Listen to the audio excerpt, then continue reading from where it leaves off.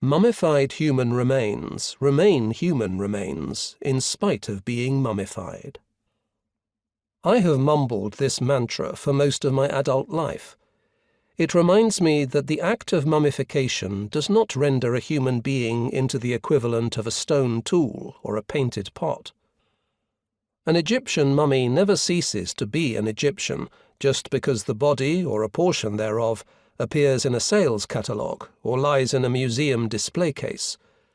To be and ever to be, that is the quest of the mummified Egyptian. Their bodies were not preserved with our amusement or edification in mind, but as part of a complex set of beliefs to which they are still entitled. Only the deliberate dehumanization of mummies has made it possible in the recent past to turn them into food, paint, fertilizer, film props, or far worse, including celebratory fireworks explosions. People have found more ways to destroy millions of mummies than most of us would care to admit. Therefore, listener, beware. This book is about the treatment and mistreatment of dead people. In addition to discussions of decomposition, dissection, and dismemberment, listeners must confront the unsettling consequences of cultural appropriation, colonialism, and commercial exploitation.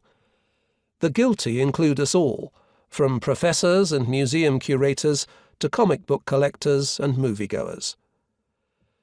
The hope, however, is to make amends to at least one dead Egyptian whose remains have been horribly abused over the past several thousand years. By rediscovering and telling his story, we may perhaps restore some measure of his humanity.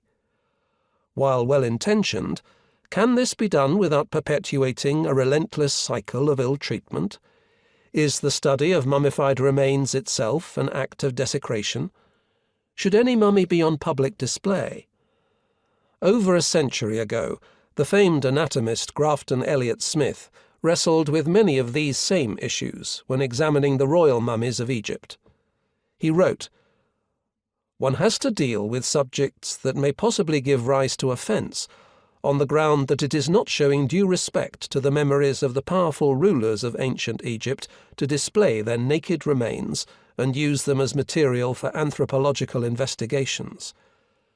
Those who make such complaints seem to be unaware that the real desecration was committed 29 centuries ago by the subjects of these rulers, and that modern archaeologists, in doing what they have done, have been rescuing these mummies from the destructive vandalism of the modern descendants of these ancient grave plunderers."